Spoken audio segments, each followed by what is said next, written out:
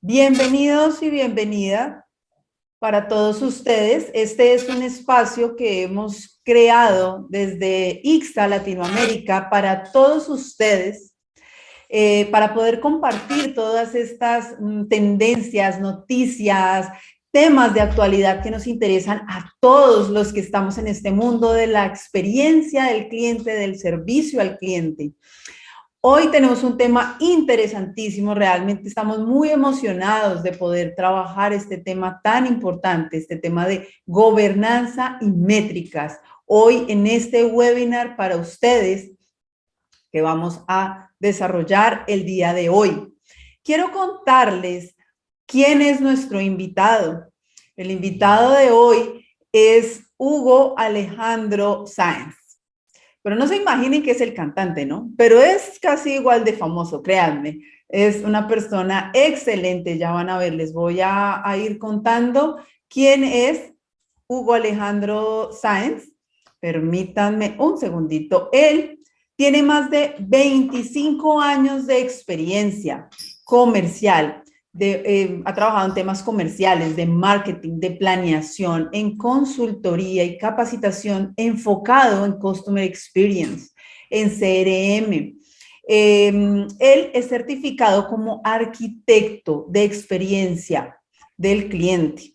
Él es máster en Administración y Liderazgo de la Universidad de San Pablo de España. Es máster en Dirección Comercial y de Marketing de la Escuela de Negocios Europeas de Barcelona y es profesional en Mercadeo y Publicidad. En su carrera se ha centrado en la creación y desarrollo de modelos y planes estratégicos, comerciales, de marketing, de lealtad y gestión de experiencia del cliente, así como en planeación de soluciones tecnológicas de CRM SEM. Él es coautor de la metodología Architecture. Con esta ha llevado y ha evangelizado sobre los conceptos de arquitectura de experiencia del cliente, y nos va a hablar de eso hoy, y ha llegado a impactar a 5,000 líderes de negocios en toda Latinoamérica. Ha podido impactar con esto a 500 marcas top de Latinoamérica. Es socio y CEO de la compañía consultora Clientix, una de las firmas precursoras y más representativas de experiencia del cliente en Latinoamérica. Esa es la presentación de nuestro ponente del día de hoy, que me agrada presentárselos con realmente mucha emoción y agrado a Hugo Alejandro Sáenz. Bienvenido, Alejandro. Nata y todos, muy buenas noches. ¿Cómo están? Bienvenidos a esta tarde, noche en algunos de esos países. Me encanta estar con ustedes. Llevamos un buen tiempo creando este webinar y creando lo que viene después en temas de arquitectura de experiencias, de diseño de experiencias.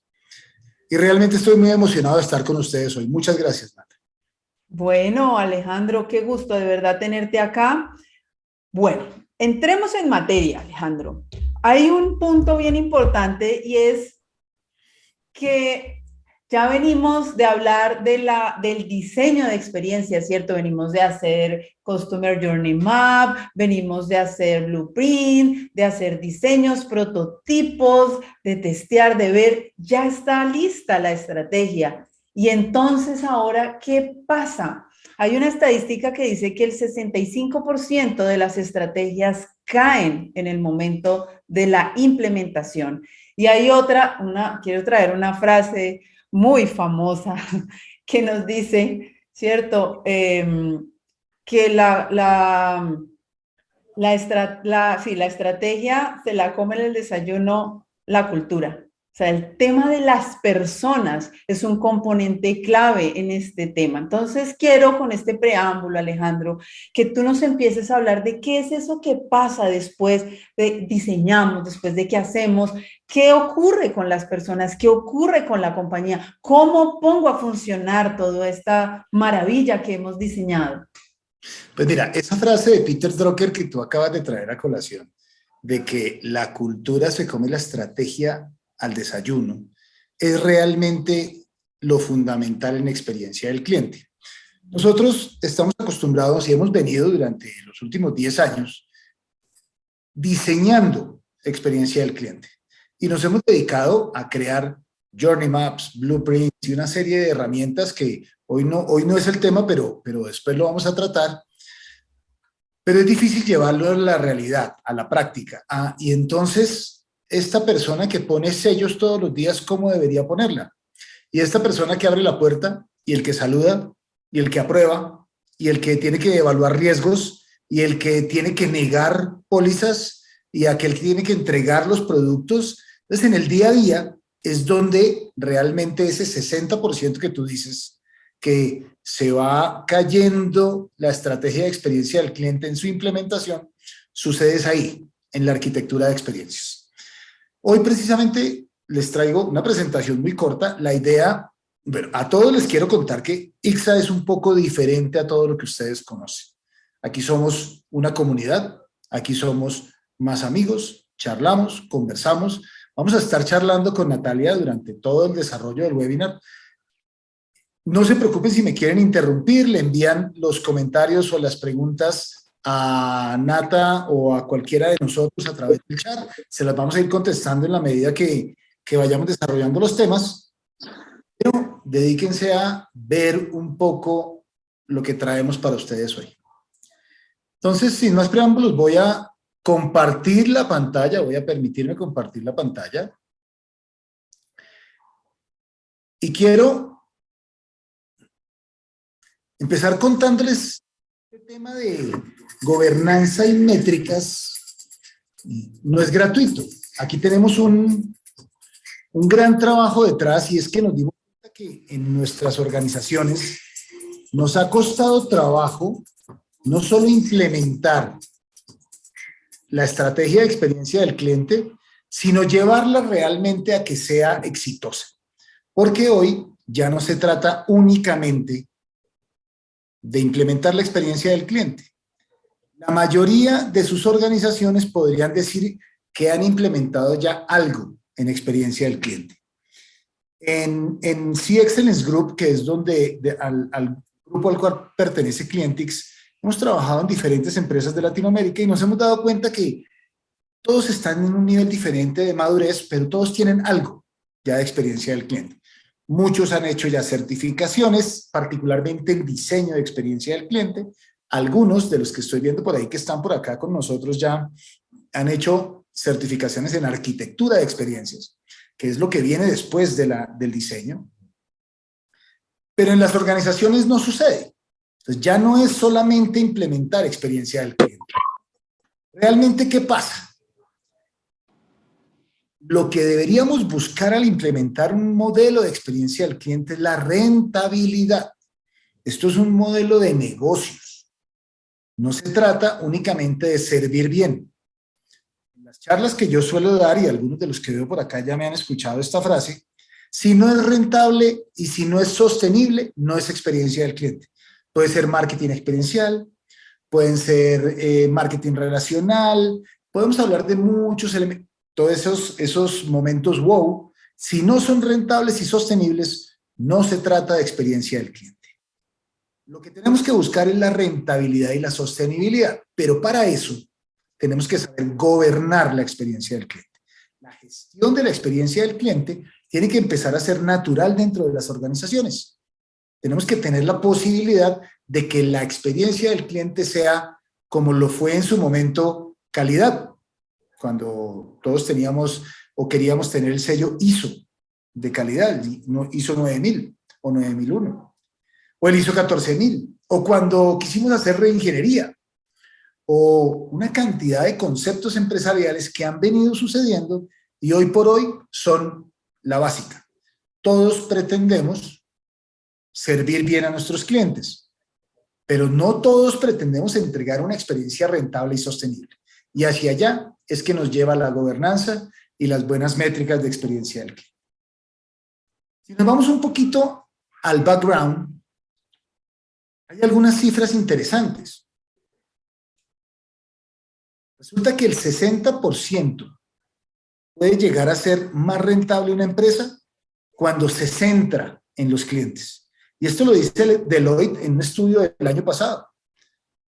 Eso quiere decir que no es una moda, es algo que realmente es importante. Pero es que estar centrado en el cliente no es sencillamente una frase. Estar centrado en el cliente no es solo tener un journey map. Estar centrado en el cliente es hacer que todas las actividades de valor de la organización se enfoquen en cumplir la promesa de valor del cliente. Y esta arquitectura es la que le cuesta trabajo a las organizaciones si no tienen un buen plan de gobernanza y si no pueden medir lo que sucede. En este sentido, entonces, hay dos elementos sumamente importantes. Por un lado está el diseño de la experiencia. Ese Journey Map, ese diseñar la nueva experiencia, cuando empezamos con un Journey Map as is, o el actual, y un Journey Map to be, o el deseado, ese diseño de experiencia es fundamental.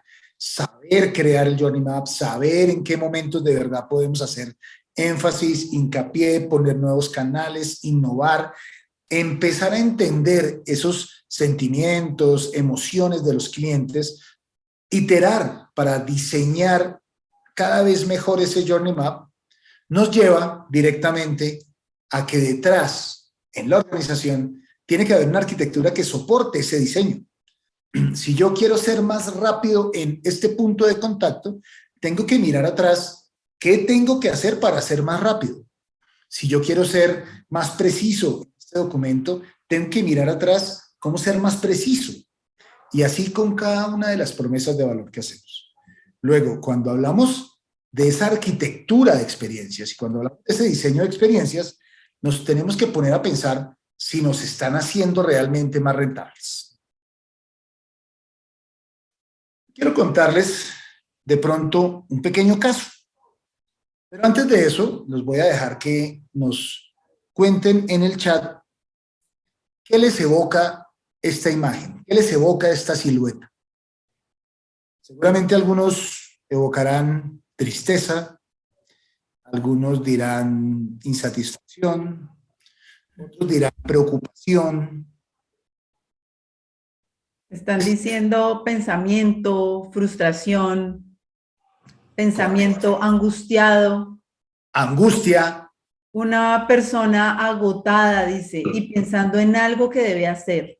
Depresión, cansancio. Resulta que traigo esta silueta a colación por dos razones. La primera es que la arquitectura de experiencias no puede desvincularse de lo más importante de la experiencia del cliente, los sentimientos y las emociones. Primer ancla que quiero dejar en la mente de ustedes. Así estemos diseñando o estemos creando la arquitectura, tenemos que centrarnos en las emociones y los sentimientos de los clientes. La segunda razón por la que la traigo a colación es por un caso que les quiero contar. Alguna vez tuve la oportunidad de trabajar para una organización en uno de nuestros países de Latinoamérica y estaba sentado con el gerente de mercadeo. Estábamos haciendo una entrevista en profundidad, como solemos hacer en CX Excellence Group, para entender muy bien cómo es que funciona esa experiencia desde el punto de vista, en ese momento, pues de mercadeo. Y de pronto entra una llamada telefónica. Él contestó con el altavoz y un señor sintiendo todo lo que ustedes están sintiendo con esta imagen. Angustia, frustración, cansancio, preocupación. Y en su tono de voz se dejaba ver eso. Y le dijo a este gerente de mercado, le dijo, por favor no me vaya a colgar. Para mí es muy importante que no me cuelgue, por favor no me cuelgue. Él solo le dijo, tranquilo, no lo voy a colgar, cuénteme con quién quiere hablar, a quién le paso, qué puedo hacer por usted. Mire, por favor no me vaya a colgar, yo llevo más de 3 años procurando que ustedes me entreguen algo que me prometieron. Era un caso bien importante, puedo contar el milagro, pero no contar el santo. Era un caso bien importante. Y el señor continuó, dijo yo, mire, ya no tengo ningún otro recurso. El que ustedes no me estén entregando lo que me prometieron ha causado que no tenga trabajo, ha causado que no tenga la posibilidad de conseguir otro trabajo. Tampoco puedo irme de la ciudad porque si me voy, entonces ustedes no me pueden entregar lo que me dijeron que me iban a entregar. Dígame qué hago, pero por favor no me cuelgue. Entonces él le dijo, no se preocupe, ya lo comunico con la persona encargada directamente de ese tema. El señor, les soy sincero, literalmente llorando, por favor no me cuelgue. Mire, cada vez que yo llamo, me pasan a uno, me pasan a otro, se corta la llamada, ya no tengo ninguna posibilidad, ayúdeme por favor. Palabras más, palabras menos, resolvimos llamar al señor desde alguno de nuestros celulares, le dije, deme su celular. Yo lo llamo para que usted se dé cuenta que no lo voy a colgar, lo llamamos desde el celular para podernos movilizar dentro de la empresa. Vamos a buscar a la persona responsable. Esta llamada duró más o menos unos 45 minutos aproximadamente. Y fuimos haciendo drill down. ¿Quién fue el último que tocó su caso? Este documento sí lo tiene. No, yo ya hablé con esa persona, a esa área ya me pasaron. Y fuimos recorriendo el edificio. Ni siquiera pudimos usar el ascensor porque se cortaba la llamada del celular. Hasta que llegamos al punto específico. No, ese documento no lo tengo. Entonces le preguntamos a la persona, sí, claro, si ese documento lo tengo acá, yo ya lo sellé, ya lo autoricé, eso ya tiene que estar subido al sistema. Es más, yo tengo aquí fecha de hace 3 años de que esto fue resuelto. Pues en algún punto ese documento se había quedado en la bandeja de entrada o en la bandeja de salida de ese escritorio y no había pasado al siguiente proceso. Como no pasó al siguiente proceso, no se subió al sistema, pero quedó cargado en el acta de esa persona que ya se había resuelto. De manera que para la compañía ya se había entregado la promesa de valor. Pero para el cliente nunca había recibido esa promesa de valor. Esa brecha se llama el delivery gap. Pero el delivery gap es real, señores y señoras y señoritas. Ese gap existe y cuando tocamos vidas de las personas, no importa si están comprando un helado o si están comprando un seguro de vida, las emociones y los sentimientos son muy poderosos y son lo que va a determinar la lealtad de esa marca. Pero si yo les pregunto entonces, ¿qué falló en ese caso que les acabo de contar? ¿Ustedes qué dirían? Díganme en el chat, ¿qué dirían? ¿Qué pensarían que está fallando? ¿El diseño de la experiencia o la arquitectura de la experiencia?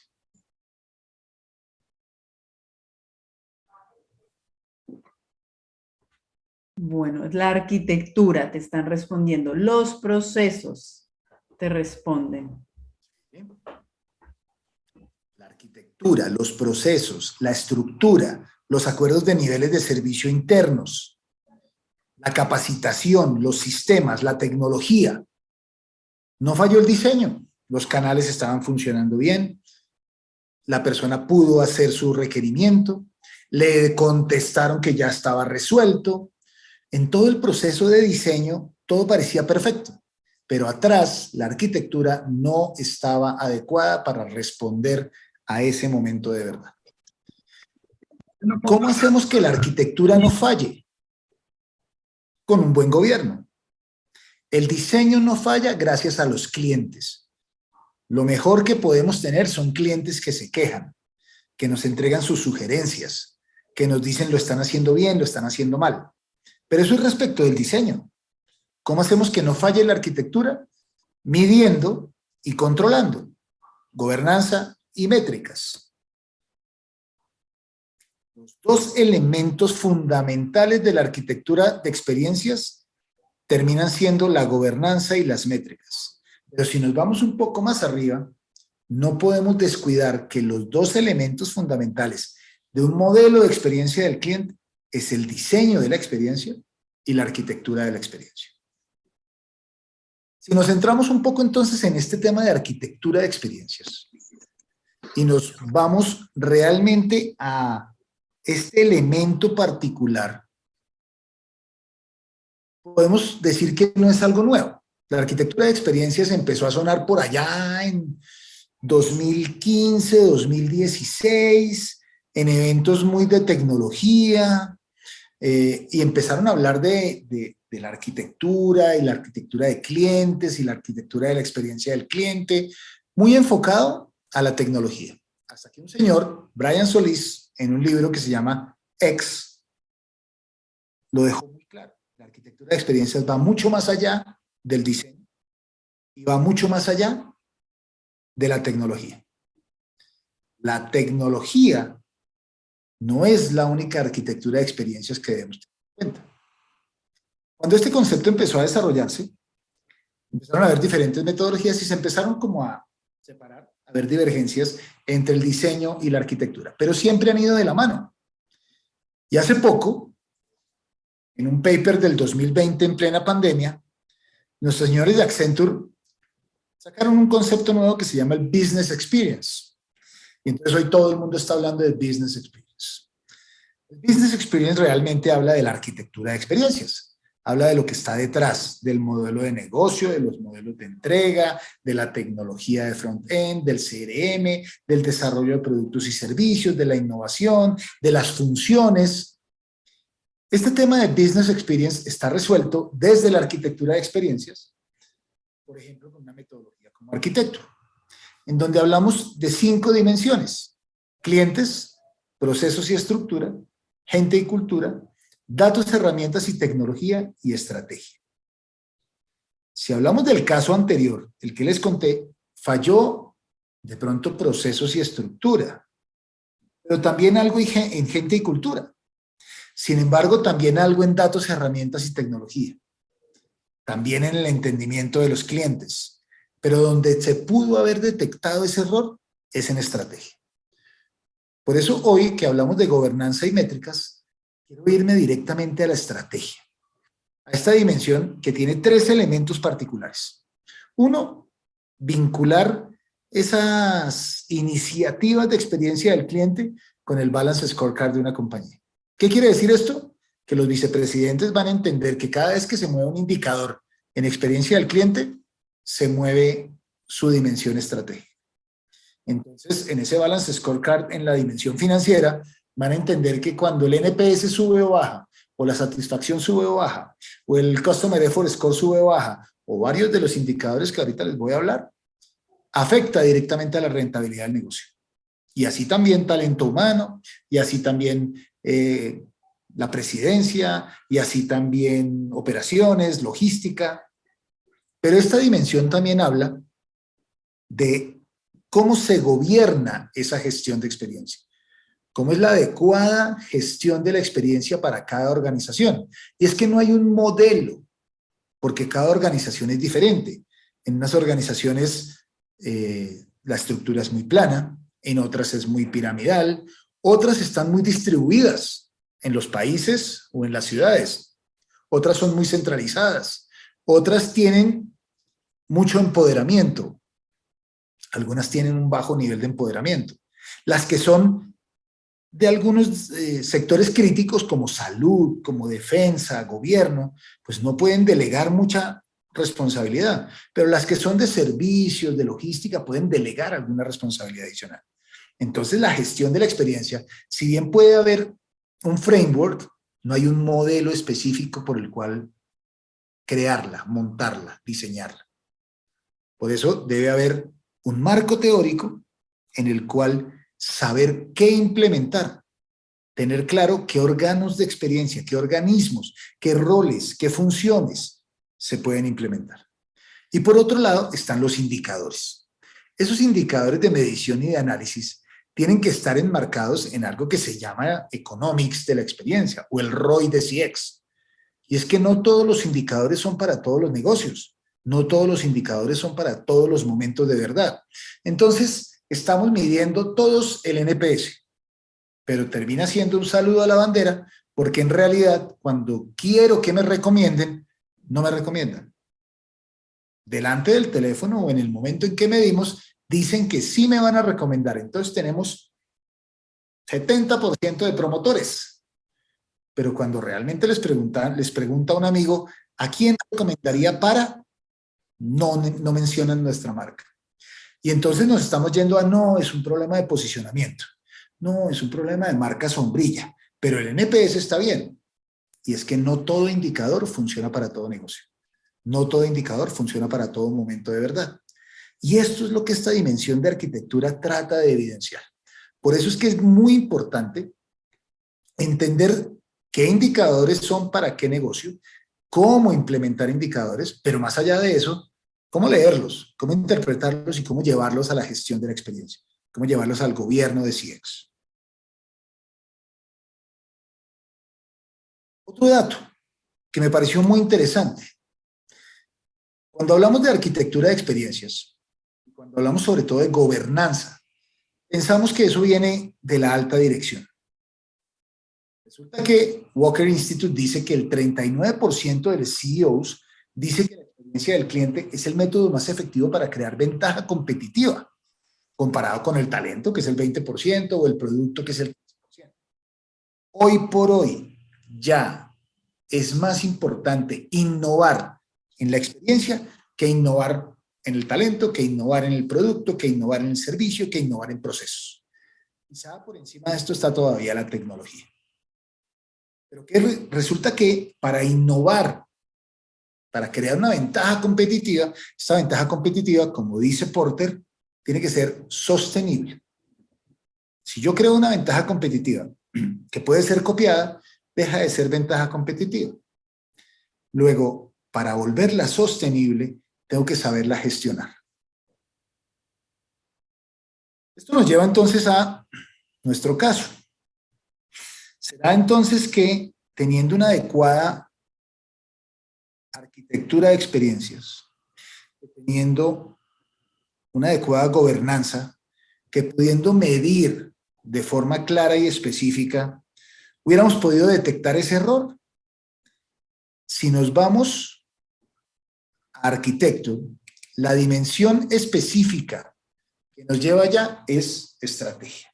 Es esa pieza del rompecabezas que le hace falta a la gestión de la experiencia del cliente.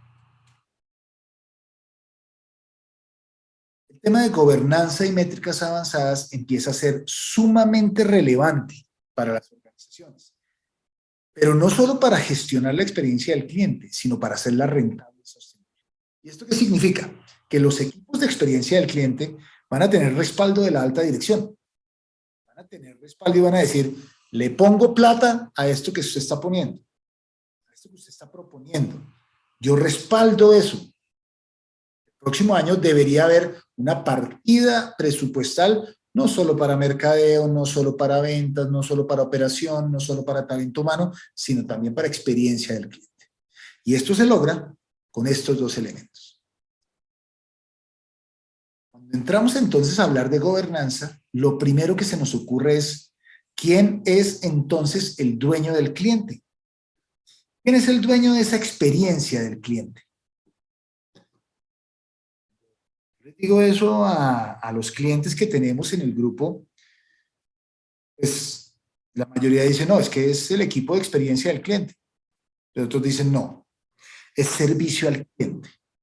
Otros dicen, no, los dueños de los clientes son ventas. Pero en realidad, yo siempre pongo este ejemplo. Cuando ustedes están utilizando una marca de entrega de paquetería, ¿ustedes hablan con alguien de mercadeo? ¿Hablaron con alguien de ventas? ¿Hablaron con alguien de servicio al cliente si no tuvieron ningún problema? No. Toda la experiencia la hizo logística y operaciones. ¿Eso qué quiere decir? Que los dueños de la experiencia del cliente no son un área. Los dueños de la experiencia del cliente son los responsables directos e indirectos de cada momento de verdad, de cada punto de contacto, de cada etapa del journey map. Por eso es que hablamos de que gobierno de experiencia se trata es de impulsar una responsabilidad mediante asignación de tareas específicas de gestión de la experiencia, obviamente mediante políticas y mecanismos y roles que sean específicos y claros en la arquitectura de experiencia del cliente. Si nos vamos a esto, podemos hablar de que hay varios modelos, hay varios frameworks de gobierno de experiencia del cliente. Uno de ellos es el que propone Architecture.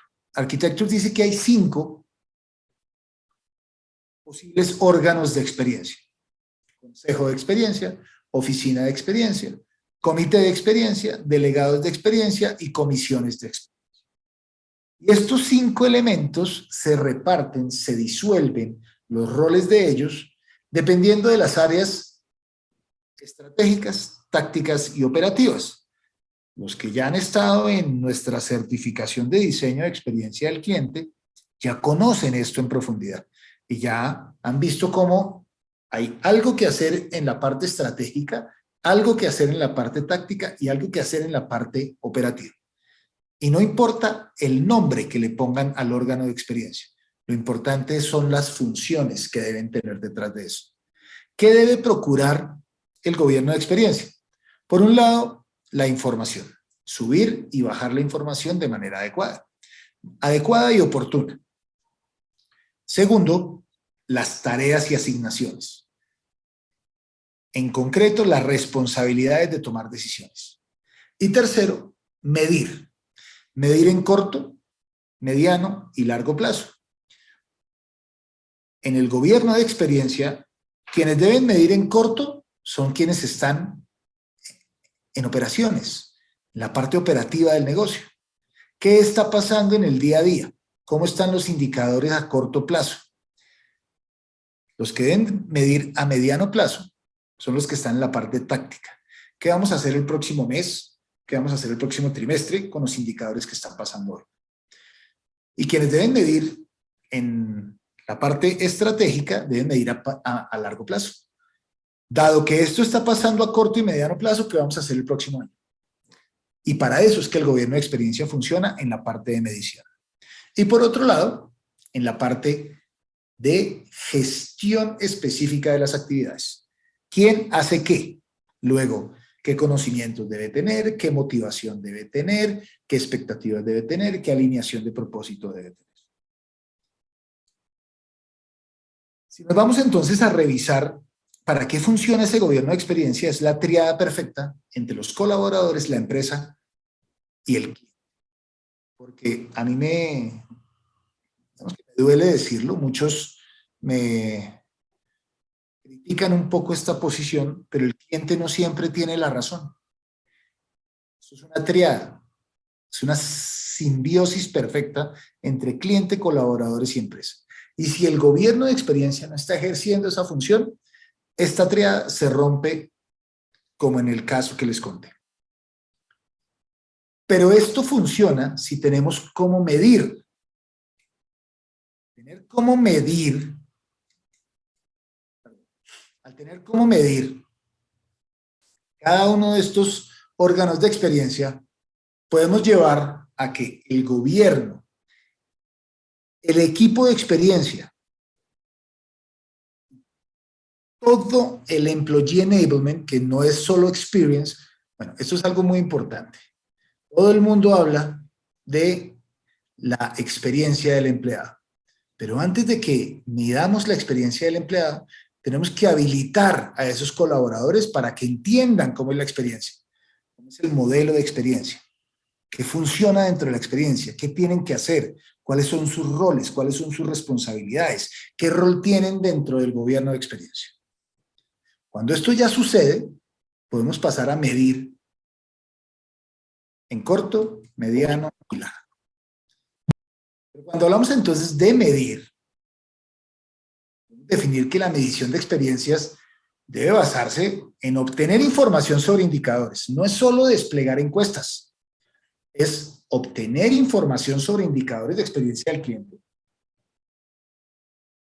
Ojo, también sobre indicadores particulares de la organización, del negocio, del sector, a través de diferentes momentos de interacción y en el instante de la interacción o muy cerca de esta para que no haya extinción de emociones y percepciones. ¿Y por qué hablamos de que hay otros indicadores aparte de los indicadores de experiencia del cliente?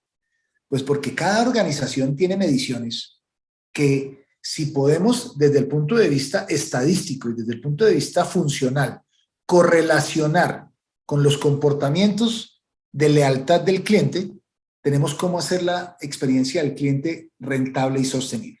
Les voy a dar un ejemplo muy sencillo.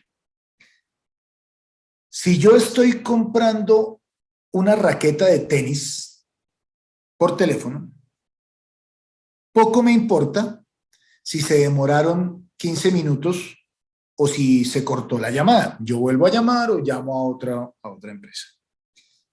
Pero si yo estoy haciendo una reclamación sobre un seguro de vida, o si estoy pidiendo una asistencia de una grúa o para un accidente, no se puede caer la llamada, no se pueden demorar 15 minutos. Entonces, para la empresa que vende raquetas de tenis, la resolución en primera instancia no es un indicador de experiencia del cliente, no es tan relevante, pero para una empresa de seguros o para una empresa de asistencia o para una empresa de salud es sumamente relevante. Entonces no es yo contrato un call center y me mide la resolución en primera instancia. No, tengo que ver si en mi negocio la resolución en primera instancia es importante. Tengo que ver si para mis clientes la resolución en primera instancia es importante. Y así sucede con miles y miles de indicadores que pueden tener las organizaciones. Que contestar antes del tercer timbrazo, que la resolución en primera instancia, que la cola de llamadas, que el tiempo en la fila. Una cantidad de indicadores que para algunos puede ser relevante, para otros no. Un ejemplo muy claro. Si yo soy, y se los digo porque hicimos un trabajo con Colpensiones hace bastantes años. Colpensiones, para los que nos están escuchando desde otras latitudes de Colombia, es el organismo institucional del gobierno para gestionar las pensiones y cesantías de los trabajadores colombianos. Compite con el sector privado en pensiones y cesantías. Pero entonces, el tiempo en la fila, que es un indicador muy importante de servicio al cliente, que no es lo mismo que experiencia del cliente, para los pensionados no era un indicador importante, porque es que yo no tengo nada más que hacer. Yo prefiero ir, es más, por favor no me lo mande al banco, yo prefiero ir porque es que ahí es cuando me encuentro con mis amigos, cuando me encuentro con gente que no veía hace un mes. Lo mismo nos pasó en FONSEP, que es el fondo de pensiones del distrito de Bogotá, de la ciudad de Bogotá, y descubrimos que para ellos era importante ir hasta allá, no por su edad, no porque no supieran utilizar celulares, como pensamos que era el primer aspecto. Cuando hicimos los arquetipos, bueno, por ahí sonó. Ok. No solo los indicadores de experiencia del cliente son relevantes, los indicadores particulares de la organización, del sector y del negocio son sumamente importantes si tenemos cómo correlacionar estadísticamente y funcionalmente con los comportamientos de lealtad del cliente. Pero para esto, entonces, podemos hablar hoy de 8 indicadores importantes. Estos dos son los indicadores más utilizados en experiencia del cliente en el mundo: el Net Promoter Score y el Customer Satisfaction Score. Uno mide experiencia, el otro mide supuestamente lealtad. Los dos están en un eje que en el grupo C Excellence Group llamamos el eje de relación. Pero resulta que existe otro eje, porque la experiencia del cliente debe ser rentable y sostenible. En este eje está el valor y la eficiencia de la experiencia del cliente, por ejemplo. Y ahí podemos encontrar indicadores de transacción. En el eje transaccional podemos hablar del lifetime value o podemos hablar del customer retention rate, que sí, son indicadores de la experiencia del cliente, que seguramente algunas organizaciones los miden. Pero si no nos quedamos solo en esos 4 indicadores, sino que vamos al indicador de Customer Advocacy o de defensa del cliente, Entonces ya tenemos más información. O si vamos al Customer Effort Score, que empieza a ser muy importante, sobre todo porque lo puedo relacionar a momentos específicos, momentos de verdad particulares. En el eje transaccional, el RFM, que en algunos casos funciona como una medida de segmentación, de clusterización, Presence Frequency Monetary, hace cuánto, cada cuánto y cuánto, o el Share Wallet. Si yo en una organización puedo determinar la correlación que hay entre cada uno de estos indicadores, ojo, la correlación estadística, pero también la correlación funcional, es decir, cuando se mueve uno, ¿qué pasa en el otro? ¿Qué hay que hacer para mover uno? ¿Qué hay que hacer para mover el otro? Yo puedo definir un Customer Experience Index particular de la organización. Pero si además yo me voy a los indicadores generales que tiene una organización, y aquí se los pongo borrosos porque es un caso real, entonces no puedo contar los indicadores específicos de este caso. Sí, aquí sí puedo decir el santo. Estos son los indicadores de negocio de Efecti. Efecti es una marca colombiana, la marca con mayor capilaridad en Colombia, es decir, la que más sucursales o puntos de servicio tiene. Y estos son los indicadores de todos sus segmentos. 1, 2, 3, 4, 5, 6 segmentos. Como se dan cuenta, hay indicadores comunes en diferentes segmentos que ellos ni siquiera habían visto que eran comunes. Entonces está el volumen de quejas, que es uno, nivel de satisfacción, que es otro, nivel de servicio en llamadas. Y hay algunos que tengo un poquito más borrosos porque son muy particulares. Esos indicadores, con la correlación de flechas que ven ahí, tienen un sentido para estos indicadores. Cuando se mueve alguno de estos indicadores, se mueven estos indicadores, sobre todo el de Customer Effort Score y el de Satisfaction Score. Por supuesto, estos tienen correlación con los otros 6 indicadores. Entonces ya no se trata únicamente de midamos el NPS, como en algún momento se trató de medir la satisfacción. La mayoría de ustedes están acostumbrados a medir satisfacción ni siquiera por el área de servicio al cliente, sino porque ISO 9001 lo exige. Y debe haber una medición de satisfacción del cliente cada tanto tiempo. ¿Pero qué pasa con esa medición? Nada. Ah, estamos al 80%. Bueno, llegamos a la meta. No, estamos un 1% por debajo de la meta. Pero no sabemos qué pasa en la arquitectura para que eso suceda. No sabemos qué elementos de gobernanza tenemos que mover para que eso suceda. Es por eso que decidimos en ICSA que estos dos elementos deben ir de la mano. ¿Cómo gobernamos sin métricas? ¿O cómo medimos para no gobernar? Luego, por eso decidimos entregarles este contenido hoy a ustedes.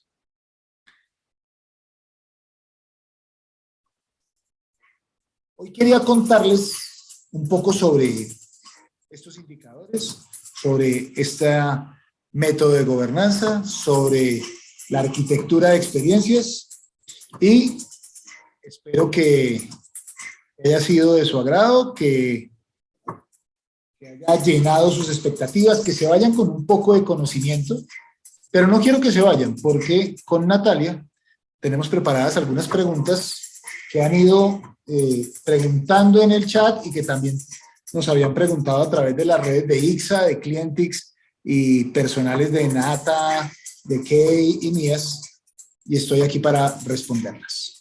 Muy bien, bueno, Alejandro, te comento, aquí nos están preguntando que si es nos pregunta también, mira, que si es igual el CSS y el CESAR, que si es igual. Es igual. Es igual. Son siglas que significan lo mismo. Customer Satisfaction Score. Muy bien. Acá hay una pregunta bien interesante que dice, en empresas que recién están empezando con el Customer Experience, cuando escuchan tantas métricas se agobian. ¿Qué opinas de esas compañías? Sí, es cierto. yo les sugeriría ir poco a poco, pero no empiecen por el NPS. El NPS es muy general.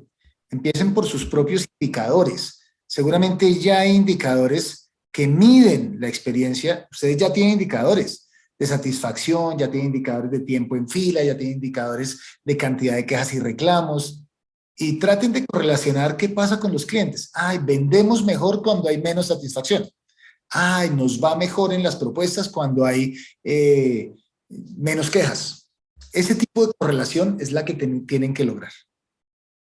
Muy bien. Mira, acá hay otra pregunta que dice, en su experiencia, ¿a qué se debe que un buen NPS no se corresponde con lo que el cliente realmente piensa? Excelente pregunta. ¿Qué pregunta tan buena? Pues yo soy muy crítico del NPS y la mayoría de mis colegas me regañan por eso. Para mí el NPS termina siendo un saludo a la bandera. ¿Por qué razón?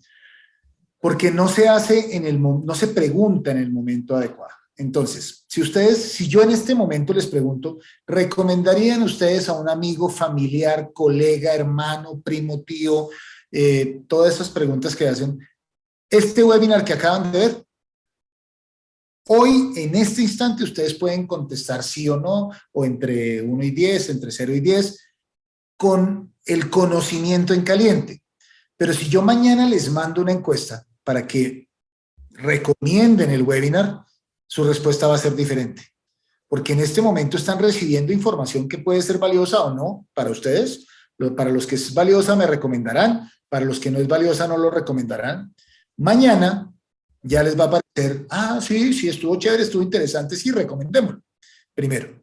Pero además hay algo que se llama la disonancia, y es un elemento de todo ser humano.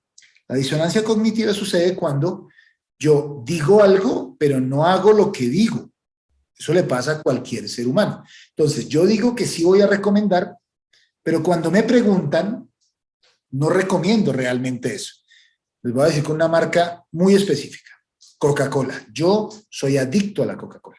Literalmente. Mi esposa me regaña todo el tiempo porque obviamente es malo tomar Coca-Cola. Mis hijas también me dicen, no tomes tanta Coca-Cola, papi.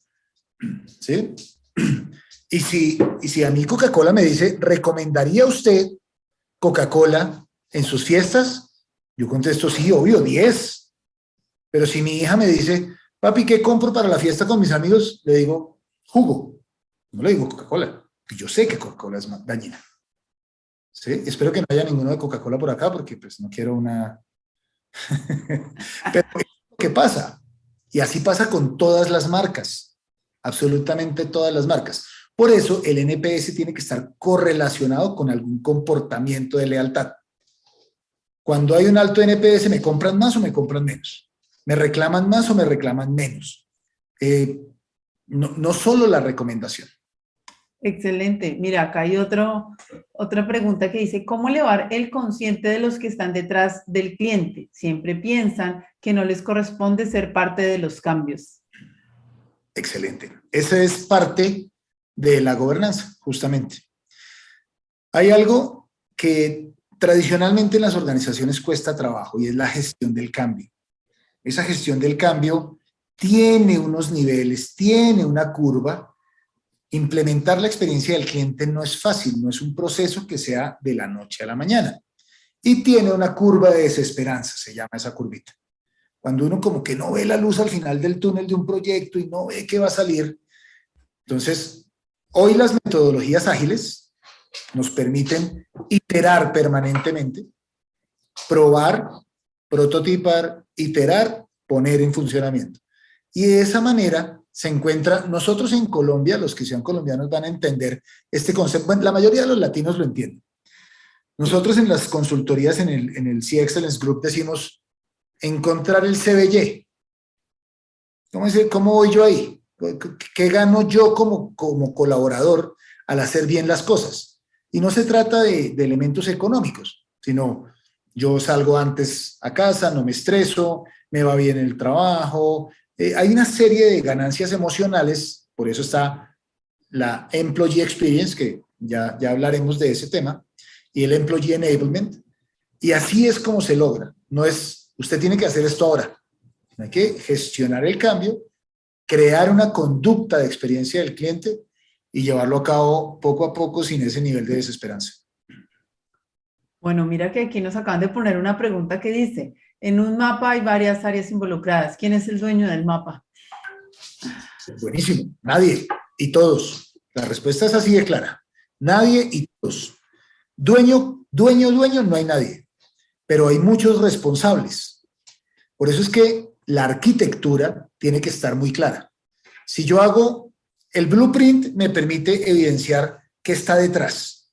¿Listo? Cuando yo ya sé qué está detrás, tengo acciones específicas para todo lo que está detrás. Eso no lo hace el blueprint, lo hace un plano de procesos y estructura muy claro de usted ahora debe hacer esto, luego es responsable de esto. En el caso que les conté, esa persona que puso el sello, autorizó la entrega, pero no pasó el documento, era el responsable de la vida de una persona. Era el responsable de la entrega de una promesa de valor. Pero para él su responsabilidad estaba en poner un sello y dejar un papel. No entendía la responsabilidad que tenía respecto de las emociones de un cliente. Y es ahí donde la gobernanza, donde el gobierno de experiencia, los diferentes órganos de experiencia cumplen su función. Alejandro, ¿cómo saber cómo usar el indicador? O sea, saber con cuál, en dónde, qué medir, o sea, como qué parámetros debemos tener para poder seleccionar el indicador. Hay varios y dependen de la organización. Por eso es importante, por ejemplo, en el caso de lo que vamos a hacer la próxima semana, hacer una clínica, un bootcamp, tener el caso específico, porque no es, yo no puedo decir hoy, es que si está haciendo sol, usen este indicador, y si está lloviendo, usen este indicador. Léanlo así, porque depende de cada caso. Por eso es que un bootcamp, como el que vamos a hacer la próxima semana, es vital para entender cuáles son las variables. Es como un ecualizador. Espero que aquí todos hayan utilizado ecualizadores de botones. Veo que hay muchos jóvenes, pero digamos que hay que ecualizar muy bien las variables para saber qué mover, dónde mover la experiencia. Y eso es justamente lo que se logra con un bootcamp, con una clínica. Muy bien, quiero hacerte una última pregunta y sé que lo has venido trabajando durante toda esta presentación, pero quiero que nos quede así, pero supremamente claro. ¿Qué pasa para una empresa si no tiene el control de la gobernanza y de las métricas? ¿Qué pasa en esa compañía? Les voy a decir tres cosas que pasan. La primera y más grave de todas es que el cliente pierde su capacidad de ser leal. Ojo, no significa que no vaya a volver a ser leal, pero es como cuando todos deben conocer el cuento del pastorcito mentiroso. Entonces, la empresa promete y no da, promete y a veces da, promete y no cumple y a veces no cumple. Entonces, el cliente pierde esa capacidad de creer en la marca. Cuando no tengo ese posicionamiento, no por publicidad, no por mercadeo, sino por la experiencia del cliente, ese es el primer factor. Eso significa pierdo plata. El segundo, pierdo la implementación del modelo de experiencia del cliente. Si yo creo un modelo, un diseño perfecto, un journey map, como es, como quiero que sea, todos sus puntos de contacto, la promesa de valor, diseñé los canales, creé innovaciones importantes, me dediqué a diseñar con mucho cuidado esa experiencia del cliente. Incluso hice la arquitectura. Sé qué hacer, qué procesos cambiar, dónde hacer énfasis, qué medir, pero no lo gobierno, no lo gestiono, no hago que pase. Es como cuando vamos a un camping, tenemos todo listo, salimos en el carro y dejamos la carpa. Así tal cual. Entonces pierdo todo lo que hice. Ese es el segundo factor. El tercer factor es que los colaboradores van a sentir frustración. ¿Por qué frustración? Porque yo les dije, ahora vamos a hacer esto, vamos a lograr esto, la empresa va a crecer esto. ¿Por qué? Porque hicimos estos planes, porque llegamos a esto, porque tenemos este diseño. Pero no lo gobierno, no digo, esto debe ser así, no vuelvo a hacer, no mantengo, no logro engagement, que es una palabra importantísima aquí con la gente. Entonces no sucede, la gente se frustra, la experiencia del empleado baja, y bien lo decía Kotler, es que no es el cliente el que paga mi salario, perdón, no es la empresa el que paga mi salario, es el cliente. Entonces, si yo estoy mal, los clientes van a estar mal. empleados felices, clientes felices. Esos tres son los factores fundamentales. Pierdo plata porque los clientes se van, pierdo plata porque perdí la implementación del modelo y pierdo la lealtad o la permanencia de mis empleados. Ok, muy bien. Bueno, Alejandro, esto es lo que nos vamos a encontrar en profundidad dentro de este bootcamp de gobernanza y métricas. Quiero en este instante darle la palabra a Kate Valenzuela, presidente de la asociación, para que nos cuente un poquito más en detalle qué es eso también que va a pasar la próxima semana. Claro que sí. Buenas noches todo el mundo, Alejandro. Bienvenido aquí a tu casa. Bienvenido a cada uno de ustedes que nos han acompañado en esta hora que se me fue rapidísimo. Yo dije, y ya, yo quiero más, porque escuchar la experiencia de Alejandro en implementación de la experiencia del cliente realmente es enriquecedor. Señores, en la medida, bueno, la mayoría de los que están aquí o ya han atravesado por procesos de formación o ya están cerrando su certificación en experiencia del cliente. Como ustedes pueden ver, la conversación de la experiencia del cliente es una conversación tan compleja como lo hemos ido viviendo, descubriendo y comprobando. Y mientras más nos vamos adentrando, pues evidentemente tenemos que ir subiendo el escalón en términos de no solamente cómo yo diseño esta parte, cómo yo involucro la parte de la cultura organizacional y la transformo a través de ese proceso de gestión de cambio, sino cómo yo logro la sostenibilidad de esta estructura, que es una estructura viva, tal cual como hemos podido entender claramente a través de las explicaciones de Alejandro. Entonces, señores, la experiencia del cliente nos provee cada día escenarios nuevos, en industrias diferentes, a los que estamos aquí queriendo transformar las empresas, tanto como a los que están dentro de las empresas queriendo iniciar su proceso de transformación. Es sumamente importante poder entender las dos partes, la parte del diseño y la parte de la implementación. De nada sirve tener un diseño exitosamente logrado, un journey exitosamente planteado, si no tenemos el conocimiento de cómo vamos a sostener dentro de una organización que por demás no solamente tiene interés en la experiencia del cliente o en transformar esa cultura, sino que tiene múltiples otras iniciativas. Entonces, poder gestionar todo este sistema, esta arquitectura, todo este andamiaje y poder tener el proceso de gestión, de implementación de esas métricas, pero también de análisis de esos datos. El que tiene interés en esto tiene que definitivamente venir a este bootcamp de gobernanza y métricas avanzado que tenemos en ICSA Latinoamérica a partir del próximo jueves 23 de agosto.